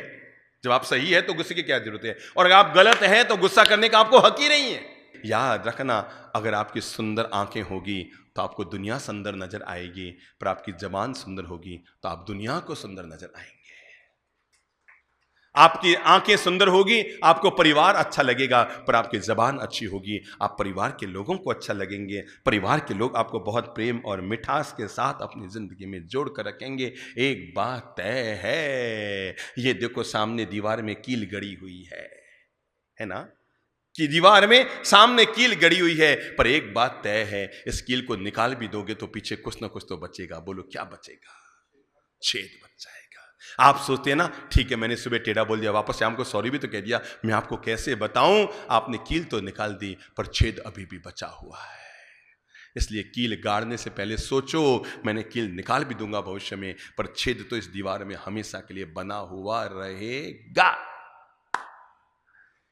पांचवी बात जो मैं आप लोगों की जिंदगी की झोली में परिवार के लिए देना चाहता हूं, वो है घर के सब लोग नियम बना लो, हम सब पॉजिटिव थिंकिंग के मालिक बनेंगे। किसके? बोलो तो किसके? पॉजिटिव थिंकिंग में आदमी कभी भी रिश्तों को तोड़ता नहीं है, वो बना कर रखता है, निभाता है। मारवाड़ी में एक शब्द है निभा दो। कहीं क्या, अरे भाई अब जेड़ा भी है तो निभा दे। क्या कहते हैं? जेड़े भी है आप निभा दो। मैं हर बहू से कहूंगा, आपको शादी के समय जितने साल का आपको पति मिला है, किसी को 24 साल का, किसी को 22 साल का, किसी को 27 साल का, किसी को 21 साल का और किसी को 28 साल का, आप कुछ मत करना, अपना कर्ज उतार देना। जितने साल का आपको पति मिला है उतने साल तक उसके माँ बाप को निभा देना। आप अपना कर्ज उतार देना, क्योंकि उन्होंने आप पर भरोसा करके अपना बेटा तुम्हारे जीवन के नाम किया है। और आप एक काम करना, उनके भरोसे पे खरे उतरना। अगर आपको 28 साल का पति मिला, अपने माँ बाप को, अपने सास ससुर को ज्यादा मत निभाना। कितने साल तक निभा देना? जितने साल का आपको पति मिला है, ताकि आप उनका कर्ज उतार सको। मेरे भाई एक बात याद रखना, रिश्ता कैसा भी हो पर उन्हें कभी तोड़ना मत। क्योंकि तोड़ने का परिणाम कभी अच्छा नहीं होता है। आपको लगता है ना, अरे हम एक घर में दरार है, अब साथ हैं, क्या लगे, क्या फर्क पड़ता है। मैं फिर कहता हूं, साथ रहोगे तो मिलने के रास्ते फिर भी चालू रहेंगे। गंदा पानी पीने के काम तो नहीं आता, पक्की बात है। पर दूसरी सच बात उतनी ये है, वो पीने के काम नहीं आएगा, पर कभी आग लग गई ना तो उसको बुझाने के काम तो जरूर आएगा, जरूर आएगा, जरूर। आपको लगता है ना वो भाई बिल्कुल नकामा, कोई काम का नहीं है, पर मैं कहता हूं वो भी फिर भी काम आ सकता है। अरे हमारी नीति तो ये कहती है, जरूरत पड़ने पर गधे को भी क्या बनाना पड़ता है। अरे जब गधे को बाप बनाना पड़ सकता है, तो तुम्हारा भाई है। हम लोग तो हमारी पुरानी नीति हम कहते हैं, सबसे हिलमिल चालिए नदी नाव संयोग, तुलसी इन संसार में भांति भांति के लोग, सबसे हिलमिल चालिए नदी नाव संयोग। किस दुनिया में सब भांति भांति के लोग हैं, तो सबसे हिलमिल जुलकर चल, क्योंकि नदी नाव का संयोग है। अरे अभी भी नाव तेरी कहां है, कहां है, कहां है? समुद्र में है, इसलिए समुद्र से दुश्मनी लेने का कोई मतलब नहीं। अबहू नाव समुद्र में ना जाने क्या होए। अरे अभी भी तेरी नाव पानी में, इसलिए पानी से दुश्मनी मत कर। अरे मेरे भाई, जब गधे तक आपका पांव बढ़ सकता है, ये तो आपका भाई है, ये तो आपके देवर का बेटा है, ये तो आपके जेठ है, ये तो आपकी जेठानी है, अरे ये तो आपकी ननंद है, ये तो आपकी सास है। इनसे हिल मिलकर जुलकर चलने में कौन सा दिक्कत आ रही है? मैंने कहा अपने शब्दों का प्रयोग बहुत सावधानी से कीजिए, क्योंकि आपका एक गलत शब्द पूरे परिवार में विघटन का कारण बन सकता है। परिवार में सभी लोग होते हैं, पर मैं आपको बताऊं, सबका नेचर अलग होता है, सबकी औकात अलग होती है। कुछ हैं जो टूट कर रहना पसंद करते हैं, कुछ हैं, अरे मैं आपको कैसे बताऊं, दूध, दिमाग में लो, दूध, नंबर 2 दही, नंबर 3 छाछ, नंबर 4 मक्खन, नंबर 5 घी। इन सबका कुल एक है कि अलग अलग है? तो ये सब एक ही जाति के हैं, एक ही कुल के हैं, पर मैं आपको कैसे बताऊं, एक ही कुल का दूध है, एक ही कुल का दही है, एक ही कुल का पनीर है, एक ही कुल की छाछ है, एक ही कुल का मक्खन है और एक ही कुल का घी है, पर फिर भी कीमत सबकी अलग अलग है। ये बात हमें बताती है कि परिवार ऐसा होता है। फिर भी मैं कहूं, ये सारी चीजें मिलकर ही किचन का श्रृंगार करती है, भोजन को स्वादिष्ट बनाती है। सबकी औकात अलग अलग है। बाना कि घी है 400 रुपये किलो और छाछ है 4 रुपये किलो, पर महत्व सबका होता है। कढ़ी बनानी हो तो छाछ ही काम आएगी, मिठाई बनानी हो तो घी ही काम आएगा, और चाय बनानी हो तो दूध ही काम आएगी, और मटर पनीर की सब्जी या रसगुल्ला या राजभोग या ये सब बनाने हो तो पनीर ही काम आएगा। तो सबकी उपयोगिता है, छाछ से लेकर घी तक। भले ही सबका मूल्य अलग अलग है, पर सब एक ही कुल के हैं, इनका एक ही परिवार है। वैसा ही तो हमारा परिवार है मेरे भाई। और मैं इसीलिए आप लोगों को मोटिवेट करके जीवन की प्रेरणा देना चाहूंगा। आज से मन बना लो, मैं इस परिवार के सब लोगों के प्रति बड़ी सोच रखूंगा। उदार सोच और उदात्त सोच, शब्द याद कर लो, उदार सोच और उदात्त सोच। बड़ी सोच, एक तो बड़ी सोच, और एक होती है उदार सोच, यानी बड़े दिल की सोच। मैं लेकर खुश नहीं होऊंगा, मैं देकर खुश होऊंगा। मैं पाकर खुश नहीं होऊंगा, मैं न्यौछावर करके खुश होऊंगा। मैं तब खुश नहीं होऊंगा जब मैंने अपनी पत्नी के लिए 2 हीरे की चूड़ियां खरीदी। मैं तब खुश होऊंगा जब मैं अपनी बड़ी भाभी के लिए 2 हीरे की चूड़ियां खरीद कर लाया। लो भाभी, आज भगवान ने औकात बनाई है, मेरी पत्नी के लिए बाद में लाऊंगा, पहले आप लो। हम दूदू में थे, राजस्थान में एक शहर है दूदू, जयपुर से 17 किलोमीटर पहले। एक आलीशान कोठी में ठहरे हुए थे, पर हम देखकर दंग रह गए। उस जो कोठी का मालिक है, उसकी दुकान बिल्कुल छोटी सी किराने की दुकान। हम सोचते यार, इसने किराने की दुकान में क्या कोठी बना ली। हम जब जयपुर चतुर्मास के लिए गए तब भी उसी घर में रुके, और हमने कहा भाई साहब आपने क्या सुंदर मकान बनाया, बहुत अच्छा बना लिया। तब उन्होंने राज खोला। बाप जी मैं राज बता दूं, मैं इस किराने दुकान से ये मकान बना सकता था क्या? पर बाप जी कैसे बताऊं, हमारा भाई रहता है किशनगढ़ में, वो रोज हर रविवार किशनगढ़ से पास में है दूदू, गाड़ियां लेकर के आ जाते थे किराने की मेरी दुकान। भाई साहब आज तो हम पकोड़े बनाएंगे, भाई साहब आज तो हम दाल का हलवा बनाएंगे, और वो रोज खाते। मेरा माथा दुखता, बेटा ये हर रविवार पहुंच जाते, मेरे तो यूं ही कमाई कम है, ये तो बहुत कमाता है, और ये फिर हर रविवार पहुंच जाते हैं। बाप जी एक दिन मेरा छोटा भाई आया और आकर कहने लगा भाई साहब मकान आपको खाली करना है। मैं और चकराया, और अब तक तो संडे संडे केवल खाने पीने आते थे, अब तो मकान पे ही कब्जा करने आ गया।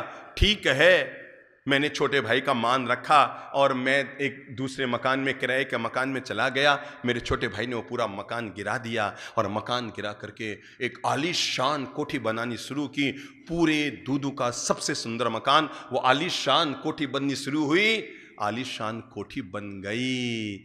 मैं रोज सोच रहा था, ओ मारो छोटो भाई, ओ मारो छोटो भाई बना लियो, ओ मारो छोटो भाई बना लियो, ओ मारो छोटो भाई बना लियो। पर बाप जी कैसे बताऊं, जब मकान का वो प्रवेश था तो मेरे छोटे भाई ने मुझे आकर कहा, भाई साहब आप और भाभी जी दोनों तैयार होकर आ जाओ, मकान में प्रवेश करना है। मैं वहाँ पहुँचा तो देखा मकान के बाहर उसने मेरा और मेरी धर्मपत्नी का ही नाम लिखा रखा था बाप जी, और उसने मुझे अंदर लेते हुए कहा, भाई साहब मेरी एक इच्छा थी, मैं अपना मकान बाद में बनाऊंगा, पहले अपने बड़े भाई का मकान बनाकर तैयार करूँ। और उन्होंने कहा अब मैं महीने भर बाद किशनगढ़ में अब अपना मकान बनाना शुरू करूंगा। बड़ी सोच, उदार सोच, उदात्त सोच। और जो मैं अगला चरण आप लोगों के लिए कहना चाहूंगा, हम घर के जो बच्चे हैं ना, उनको हमेशा अच्छा माहौल देंगे। आप सोचते हैं मेरे बच्चे अच्छे संस्कारी तो हों, तो मैं चाहूंगा उन्हें दादा दादी से दूर न करें, क्योंकि आप अपने बच्चों को शिक्षा देना चाहेंगे और दादा दादी उन्हें संस्कार देना चाहेंगे। आप देख लेना, अगर आपके पास रहे बच्चे तो शिक्षित हो जाएंगे, पर दादा दादी के पास रहे तो क्या होगा, संस्कारित भी हो जाएंगे, क्योंकि आपका नजर केवल शिक्षा पर है। सुबह जा ट्यूशन में, दोपहर में जा पढ़ाई में, शाम को जा पढ़ाई में, रात को फिर ट्यूशन में। पर दादा का मन करेगा बेटा 2 मिनट चलना, भगवान के मंदिर के दर्शन करके आ जाते हैं, फिर ट्यूशन पे चले जाना, क्योंकि दादा को पता है अगर इसको पढ़ाई में फर्स्ट क्लास मार्क्स लेकर आना है तो केवल ट्यूशन और केवल दौड़ भाग, केवल बाइक पर घूमने से काम नहीं चलेगा, 2 मिनट ईश्वर की शरण लेगा तो इसका काम बनेगा। तो मेरे भाई, बच्चों को अच्छा माहौल देने के लिए मैं अनुरोध करूंगा, उनको दादा दादी से कभी दूर मत कीजिए। किन से दूर मत कीजिए? दादा दादी से कभी उनको दूर मत कीजिए। वे बूढ़े पेड़ हैं, वे फल तो नहीं देते, पर उनकी छाया में हमारे बच्चों का इतना अच्छा पल्लवन हो सकता है जिसकी हद नहीं। बूढ़ा पेड़ फल तो नहीं देता, पर अपनी सघन छाया से पूरे परिवार को आह्लादित करता रहता है। तो कोशिश करके बच्चे से बोलो, बेटा आधा घंटा दादा के पास जाके बैठो। एक बात तय है, दुनिया में कोई दादा अपने पोते और पोतियों को गलत संस्कार तो नहीं देगा, कोई दादी गलत आदत तो नहीं डालेगी। अरे बाहर जाकर कोई गलत आदत आ गई है ना, जिस घर में दादा दादी होते हैं, बड़े बुजुर्ग होते हैं, वहाँ बोल चाल, कान, कायदा, आदर, अदब सब बनी रहती है। और जहाँ पर वो नहीं होते, वहाँ पर पत्नियाँ भी फटाक से बोलती है, पति भी फटाक से बोलते हैं, भाई भाई भी फटाक से बोलते हैं। जब तक किसी का अनुशासन और नियंत्रण नहीं होगा, तब तक घर में मजबूत संगठन कैसे रहेगा? मेरे भाई, परिवार में सबको देखना है ना। पुत्र की परख पता है कब होती है? पुत्र कैसा है, कैसे पता लगता है मालूम? जब वो पढ़ के आया तब मत कहो बाप जी मारो बेटो गणित चुक है, बाप जी मारो बेटो गणित चुक है। मुझे आके कहते हैं ना, बाप जी बहुत आज्ञा करी बहुत, मैं कहता हूँ थोड़ा इसका ब्याह होने दे फिर बताना आकर के। अभी मत बोल, इसके गौरव गाथा अभी मत गाओ, अभी मत गाओ इसकी गौरव गाथा, वहां पढ़ के आया बहुत अच्छा है, बहुत अच्छा है, बहुत अच्छा है, ये है वो है। जब इसका ब्याह हो जाए ना, तो पुत्र की परख तब करना जब उसकी शादी हो जाए, तब भी वो तुम्हारा बना रहे तो समझ लेना 100 टन का है। बेटी की परख तब करना जब वो जवान हो जाए, तब भी तुम्हारे घर के संस्कारों को अपने साथ जोड़ कर रखे तो समझ लेना बेटी 100% परफेक्ट निकल गई। पति की परख तब अपनी जिंदगी में लेना जब आप बीमार पड़ जाओ। ऐसे तो हर किसी को अपना पति अच्छा लगता है, पर आप बीमार पड़ गए तब उसने ऑफिस की छुट्टी ली। ये कहने के बजाय लो 200 रुपये डॉक्टर को दिखा के आ जाना, ऑफिस की छुट्टी ली, हाथ में विक्स लिया, सिराने बैठ गया, सिर दबाने लग गया, पता लग जाएगा पति क्या है। और पत्नी की परख जब जिंदगी में गरीबी आ जाए ना, तब भी पत्नी तुम्हारा साथ निभा रही हो। और भाई की परख कब होती है? जब आदमी मुसीबत में आता है। यूं तो भाई भाई है, पर तुम मुसीबत में आ गए, कहीं फंस गए, तब झट से तुम्हारा भाई निकल कर आया, चिंता मत कर मैं 50 लाख लगाऊंगा, पर 1 मिनट में तुम्हें मुसीबत से बाहर निकाल दूंगा। भाई की परख तब होती है जब मुसीबत में। और संतान की परख बुढ़ापे में होती है। जिंदगी भर आप गौरव गाते रहे, मारो बेटो एड़ो मारी बीनी एड़ी, मारो बेटो एड़ो, और पतो लाग्यो एड़ो एड़ो निकलियो, एड़ो रो एड़ो निकलियो कि अकेला बूढ़ा बूढ़ी डोकर न छोड़ परदेश जाए नहीं बैठ गयो। मैं इसीलिए जीवन का अनुरोध करना चाहता हूं, पारिवारिक प्रेम को अगर हम स्थापित करना चाहते हैं तो हमें अपने जीवन में कुछ सद्गुण जोड़ने हैं। और मैं अगला सद्गुण मैं आपके झोली में डालना चाहूंगा, वो है हर इंसान माता पिता के प्रति पलने वाले अपने फर्ज को जरूर निभाए। उनकी दुआएं लो और उनको किसके भरोसे मत छोड़ो, क्योंकि उन्होंने आपको जन्म देकर भाग्य भरोसे नहीं छोड़ा। तो आप भी संकल्प लीजिए, मैं उनको बुढ़ापे में भाग्य भरोसे नहीं छोड़ूंगा। मैं अगला कदम बढ़ाते हुए आपको कहूंगा, और वह है परिवार में सब लोग आपस में संतुलन बनाकर रखो। 3 शब्द जोड़कर रखो। Number 1 trust, number 2 time, number 3 talking. ये 3 चीजें अपने परिवार में हमेशा चालू रखिए। ये 3 जब टूटती है तो दूरियां बढ़ती है। नंबर 1 मैंने क्या कहा? ट्रस्ट। ट्रस्ट का मतलब विश्वास। भाई भाई के बीच, पति पत्नी के बीच, मां बाप के बीच, संतान संतान के बीच, अरे संतों संतों के बीच अगर सबसे पहले कोई जरूरत है वो है ट्रस्ट की, और वह है विश्वास होना बहुत जरूरी है। जीवन में 4 चीजें कभी मत तोड़ना, क्योंकि जब ये टूटती है तो आवाज नहीं होती पर दिल बहुत दुखता है। नंबर 1 रिश्ता, नंबर 2 वचन मत तोड़ना, नंबर 3 दिल मत तोड़ना, और नंबर 4 विश्वास मत तोड़ना, क्योंकि जब ये टूटता है ना तो आवाज नहीं होती पर दिल बहुत दुखता है। इसलिए मैंने कहा ट्रस्ट यानी विश्वास। अगर आपको उन पर विश्वास है, अपने परिवार में कभी भी विश्वास एक दूसरे का मत तोड़ो। अपने घर वालों को समय दीजिए, उनको यह ना लगे पापा सुबह जाते हैं फिर शाम को आते हैं, रात को आते हैं, गप्पे मारने में फिर घर में बैठ जाते हैं, पड़ोसियों में चले जाते हैं और घर पर आकर वही मोबाइल उठाकर बैठ जाते हैं। कई बार तो घर में अपने माँ बाप से बच्चे बातचीत नहीं कर पाते। टाइम दीजिए। और नंबर 3 टॉकिंग यानी बातचीत, बोलचाल जरूर कीजिए। घर में कभी भी बोलचाल बंद मत कीजिए। बोलचाल बंद होने से रिश्तों का मिठास मर जाता है। कोई बात भी हो गई है इसका मतलब थोड़ी है बोलचाल अपन बंद कर दे। कोई हमारा अपमान हो गया है, किसी ने टेढ़ा शब्द बोल दिया है, 2 मिनट के गुस्से में आपने भी 4 शब्द बोल दिए, उसने भी 4 शब्द बोल दिए। अरे भाई इसका मतलब ये तो नहीं कि अब आजीवन हम बोलेंगे नहीं आपस में, अब हम आजीवन मिलेंगे नहीं आपस में।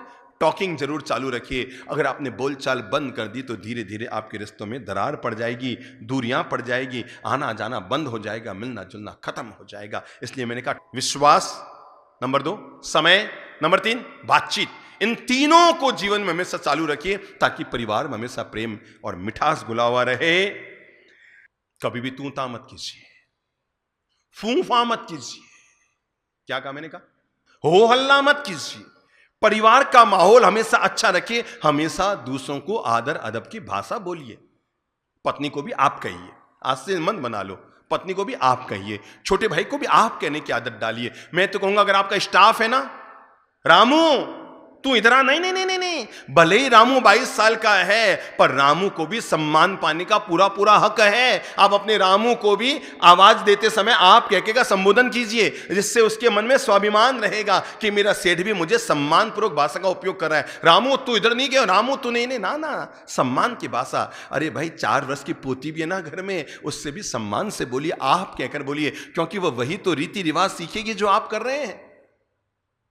एक बार हम बैठे थे, मुझे अच्छी तरह याद है, एक 8-9 साल की एक बच्ची आई, एकदम ऐसे सजी संवरी बच्ची, और आई और आकर के पहले हमें धोख लगाई। फिर हमारे पास जितने लोग बैठे थे सबको यूं पांव छू के यूं यूं करके यूं यूं करके यूं यूं करके प्रणाम किया, फिर आके बैठ गए। मुझे बड़ा आश्चर्य, मैंने कहा 8 साल की बच्ची है और इतनी आदर अदब से यूं बोल रही थी, यूं कर रही थी। मैंने उससे पूछा, मैंने कहा बेटा तू तो गजब की इतनी आदर अदब से बोलती है, इतना सबको। उसने कहा सब हमारे घर में सभी लोग ऐसा करते हैं, हमारे घर में सभी लोग आदर से बोलते हैं। मेरे दादा भी मुझे आप कह के बुलाते हैं। अब जिसका दादा पोती को आप कह के बुलाता है, उसकी पोती अपने स्टाफ को तू कह के कैसे बुला सकती है? बोलिए। अपने यहां काम करने वाली बाई को तू तड़ाका फू फड़ाका कैसे कर सकती है जब उसका दादा भी उसे आप कह के बुलाता है? उसने कहा साहब हमारे घर में नियम है, हमारे घर में सब बड़ों को प्रणाम करने का संस्कार है, इसलिए मैंने इन सबको प्रणाम किया। इतना अच्छा लगा। छोटे बच्चे वो नहीं सीखते जो आप कहते हैं, छोटे बच्चे वो सीखते हैं जो आप करते हैं। तो अपने घर के माहौल को अच्छा बनाने के लिए जरूरी है आप खुद को अच्छा बनाना पड़ेगा। मैंने इसीलिए कहा कि घर का माहौल अच्छा बनाइए। ध्यान रखिए, परस्पर प्रणाम, सम्मान, आदर, अदब, कान, कायदा, शब्द सारे सुने आपने। अब देख लो ये शब्द अपने घर में कितने जिंदे हैं। और नहीं है तो इन मृत प्राय हो रहे इन शब्दों को अपने घर में जीवित कीजिए। और वह बड़े बुजुर्गों का सम्मान, बड़ों को प्रणाम, कान कायदा, इज्जत, बोल चाल, बर्ताव, आपस में मिठास, धैर्य, शांति, ये जो शब्द हैं ये घर के श्रृंगार हैं। इन्हीं से तो घर की शोभा बढ़ती है। ये शब्द जब घर में इस्तेमाल किए जाएंगे, आदर अदब के साथ बोलो, प्रेम शांति के साथ बोलो, सम्मान देते हुए बोलो, किसी की मजाक उड़ाते हुए नहीं, सामने वाले को हमेशा अच्छे शब्दों का प्रयोग करते हुए बोलो। मुझे याद है एक देवर, एक भाई और भाई की पत्नी, ये तीनों लोग पहाड़ी पर चढ़ रहे थे, कोई तीर्थ की यात्रा पर जा रहे थे, पैदल पहाड़ी पर चढ़ रहे थे। कौन कौन थे? भाभी, देवर और उसका पति, तीनों लोग चढ़ रहे थे। पता नहीं चढ़ते चढ़ते शुरू हुए तब तो सर्दी लगी थी, चढ़ते चढ़ते शरीर में थोड़ी गर्मी आई, तो भाई ने अपना कोट उतारा और पत्नी के हाथ में पकड़ा दिया, लो चलो। चलते रहे। हालांकि पत्नी को लग रहा था कि यार मैं कमजोर हूं, तुम तो फिर भी बलिष्ठ हो, पर संकोच बस कुछ ना बोली, कोट कंधे पे रखा, चढ़ते रहे। जब भाई ने यह किया तो देवर को भी मन में आया, उसने भी अपना कोट उतारा और उसने भी भाभी को पकड़ा दिया। अब तीनों चढ़ रहे थे। 15 मिनट के बाद देवर को व्यंग्य सूझा और उसने व्यंग्य में भाभी को बोला, भाभी एक गधे जितना भार तो आ गया होगा। क्या? एक गधे जितना भार तो आ गया होगा। भाभी ने कहा, एक का मत को, 2 गधे का भार आ गया है। मैं ये कह रहा हूं, जिंदगी में घर का अच्छा माहौल बनाने के लिए जरूरत है हम हमेशा शिष्ट, मिष्ट, इष्ट, विशिष्ट भाषा का उपयोग करें। मान सम्मान, कान कायदा, इज्जत, एक दूसरे के प्रति सम्मान पूर्वक शब्दों का इस्तेमाल करें। और जो मैं अंतिम बात आप लोगों को कहकर आज की बात खत्म कर रहा हूं, वह है घर के सब लोगों को परस्पर अच्छे धार्मिक संस्कार जरूर दीजिए, जरूर दीजिए। उन्हें ट्यूशन भेजो, बच्चों को उन्हें पढ़ने भेजो, उन्हें कॉलेज भेजो, उन्हें स्कूल भेजो, उन्हें अच्छी सुविधाएं दो, अच्छी ड्रेस दो, अच्छी फीस जमा कराओ, अच्छी गाड़ी दो, पर इन सब के साथ आधे घंटा उनकी जिंदगी में एक जरूर दो, और वह उन्हें धार्मिक संस्कार जरूर दो, ताकि आपका बूढ़ापा धर्ममय बन सके। और नहीं तो जैसे आप बीमार पड़ेंगे ना, बच्चे उठाएंगे, अस्पताल ले जाएंगे, आईसीयू में भर्ती करा के घर आके बैठ जाएंगे। पर अगर धार्मिक संस्कार दिए हुए ना, उनको केवल इतना ही याद नहीं आएगा दादाजी को आईसीयू में डालें, इसके साथ उनको यह भी याद आएगा, अरे दादाजी को थोड़ा नवकार मंत्र सुना दें, गायत्री मंत्र सुना दें, थोड़ा भगवत सुमिरन करा दें, थोड़ा भगवान का नाम करा दें, कोई संतों को बुलाकर मंगल पाठ सुना दें, चत्तारी मंगलम का पाठ पढ़ा दें। अरे अरे अब इनका शरीर छूटने वाला है, इनकी गति को सुधारने के लिए संथारी की व्यवस्था करा दें। ये चीजें कब आएगी? जब आपने बचपन में धार्मिक संस्कार दिए होंगे। बेहद जरूरी है हमारे घर में हमारे बच्चों को संस्कारशील और विशेषकर धर्म के संस्कार देना बेहद जरूरी है, क्योंकि बचपन में तो वो आपके नियंत्रण में हैं और बुढ़ापे में आप उनके नियंत्रण में हो जाने वाले हैं। बस जब तक वो आपके नियंत्रण में हैं, आप उन्हें पूरे संस्कार डाल दीजिए, ताकि बुढ़ापे में भी वो आपके नियंत्रण में रहें, आपको उनके नियंत्रण में न जाना पड़े। क्या कहा मैंने? बुढ़ापे में भी वो आपके नियंत्रण में रहे, आपको उनके नियंत्रण में न जाना पड़े। इसलिए छोटे छोटे बच्चे ना, 5 साल का बच्चा है, लेकर बैठ जाओ, ले बेटा, भले ही उन्हें 10 रुपये का प्रलोभन भी देना पड़े, कोई दिक्कत नहीं है। मैं संत होकर कहूंगा उसको, प्रभावना मानकर 10 रुपये का प्रलोभन भी दे देना। ले बेटा, अगर तुम लोगों से याद करता है, मैं तुम्हें 100 रुपये का पुरस्कार दूंगा। बच्चा है ना, आज आपको लगता है उसने लोभ से याद किया है, पर आने वाले कल को वही चीज उसके जीवन का हिस्सा बन जाएगी। कलकत्ता में एक महानुभाव थे, और उन्होंने एक नियम बना रखा था कि जो भी भगवान के मंदिर जी में पूजा करेगा, दर्शन करने वाले को, उस समय की बात बता रहा हूँ, बहुत पहले की बात, मैं संत बना उससे पहले की बात है, और दर्शन जो करने आता था उसको वो 10 पैसे की प्रभावना देते थे, और जो मंदिर में पूजा करता था उसे या तो 1 रुपया या 50 पैसे की प्रभावना देते थे। लोग कई कहते थे आप लोगों को केवल बिगाड़ रहे हैं, लोग प्रभावना के लोभ में आ रहे हैं, मंदिर में आ रहे हैं, मंदिर में आ रहे हैं। पर मैं आपको कैसे बताऊँ, उस समय तो लोग कहते थे कि लोग प्रभावना के लोभ में आ रहे हैं, पर आज उसके चक्कर में कलकत्ता में सैकड़ों लोग हैं जिन्होंने बचपन में भगवान की पूजा करनी शुरू की। वो व्यक्ति तो चले गए, पर पूजा का संस्कार हजारों लोगों में डाल के चले गए। बचपन में बच्चे दौड़ दौड़ के आ जाते थे, 10 पैसा मिलेगा, 10 पैसा मिलेगा, दौड़ के जाते थे, स्कूल जाने से पहले मंदिर जाते थे। ये प्रलोभन, प्रभावना नहीं, ये बच्चों में संस्कार का बीजारोपण करने का श्री गणेश है। पैसे तो आप देते ही हैं बच्चों को, पर आपने धर्म का मोड़ देकर के उनमें संस्कार डालने की कोशिश की। मैं सच्ची कहता हूं, उस एक व्यक्ति के कारण पूरे कलकत्ता को मालूम, उस व्यक्ति के कारण। और कलकत्ता में सैकड़ों लोग आज ऐसे हैं जो तब बचपन में संस्कार पड़ गया था पूजा का, वो जीवन भर धर्म का आचरण बन गया। तो मैं कहूंगा आप अपने बच्चों को भले ही कभी प्रलोभन भी देना पड़े तब भी देना, पर मैं अनुरोध करूंगा उनमें धर्म का जैसे तैसे भी छोटे छोटे संस्कार डालते रहना। बेटा ये हमारे 24 तीर्थंकरों के नाम हैं, बेटा ये हमारे भारतीय संस्कृति के महान आदर्श पुरुष हैं, बेटा ये जो कहानियां हैं हमारी संस्कृति की, देखो उसने कैसे अपने शील व्रत की रक्षा की, देखो उसने कैसे कैसे किस तरह से अपने सत्य धर्म की रक्षा की, देखो किस तरह से वो राजा हुए जिन्होंने सारी जनता को अपना धन का दान कर दिया था, वो अपना भंडार भी नहीं रखते थे। ऐसे आदर्श उदाहरण देखो बेटा वो राजा हुए जो अपनी जांग का मांस काट कर दिया पर कबूतर की जान बचाई। देखो बेटा वो एक कुमार हुआ जिसने कंधे पर अपने माता पिता को कावड़ में बैठाकर और नेत्रहीन माता पिता को तीर्थ की यात्रा कराई। ये जो छोटी छोटी घटनाएं हैं ना, ये घटनाएं उनके बौद्धिक विकास भी कर रही है और उनमें संस्कार निर्माण भी कर रही है। उन्हें पंचतंत्र की कहानियां सिखा दो, उन्हें हितोपदेश की कहानियां सिखा दो, ये वो कहानियां हैं जो उनके बौद्धिक स्तर को बढ़ा रही है और हमारी संस्कृति के संस्कार भी दे रही है। एक बात तय मानकर चलना, संस्कार कभी भी मॉल में नहीं मिलते, संस्कार हमेशा घर के माहौल में मिलते हैं। और इनको खरीदने के लिए बच्चों को मॉल मत भेजना, बेटा अमुक मॉल में जाके संस्कार ले आना। मॉल में सारी चीजें मिलेगी A to Z, पर संस्कार दुनिया के किसी मॉल में नहीं मिलते। संस्कार हमेशा घर के अच्छे बोलो बोलो बोलो माहौल में मिलते हैं। तो उन बच्चों में अच्छे संस्कार, अगर आप बड़े बुजुर्ग हैं अपनी भूमिका जरूर निभाना। महाराज कोई लागे हूं नहीं बोलूं, ठीक है मम्मी ने कर टोक भी दिया, उनकी मम्मी ने कहीं थे दिन भर बच्चा का लागे रहो, कहीं धर्म धर्म धर्म, वो तो टोकती रहेगी, उसकी आदत है, उसको टोकने दो। आप तो अपना काम कर दो, क्योंकि वो बच्चा जब बड़ा हो जाएगा ना तब आपको याद करेगा, अरे मेरे दादाजी थे ना बचपन में मुझे सिखा दिया, मंदिर की विधि सिखा दी, प्रतिक्रमण सिखा दिए, धर्म के संस्कार डाल दिए, अरे ये तो दादाजी की देन है। माँ को तो हो सकता है बुरा लग रहा है कि ये ट्यूशन में जाने नहीं दे रहे और धर्म का पढ़ा रहे, पढ़ाई करने नहीं दे रहे, धर्म का पढ़ा रहे। धर्म काम आएगा कि पढ़ाई काम आएगा? उसको बताओ पढ़ाई तो केवल 22 साल तक काम आएगी, पर धर्म तो अंतिम सांस तक काम आएगा। जो तुम कॉलेजों में पढ़ाई करा रहे हो वो तो 22, 23, 24, 25 साल तक काम आएगी, पर बचपन में जो संस्कारों का बीजारोपण कर रहे हो वो तो क्या क्या जीवन भर काम आएगा। आओ भाई, अब हम उठने से पहले संकल्प करते हैं, हम अपने घर को प्रेम भरा बनाएंगे, मिठास भरा बनाएंगे, माधुर्य बना बनाएंगे। सब अपने अपनी भूमिका अदा करेंगे, केवल एक के भरोसे नहीं कि दादा सा घर ने चला रहे हैं, कि बस वो बेटा चला रहा है, वो बिंदु को मैंने तो सौंप दिया। सब अपनी अपनी भूमिका अदा करेंगे और हर आदमी सोचेगा इस घर को स्वर्ग बनाने में मैंने कौन सी भूमिका अदा की।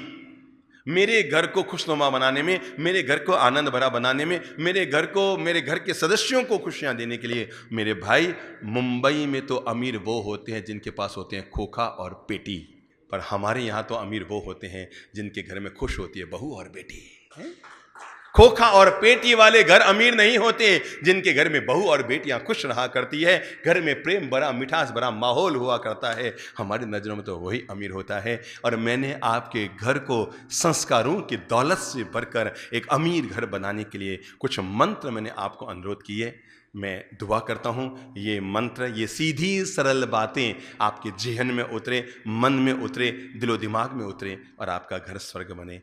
ओम शांति शांति शांति।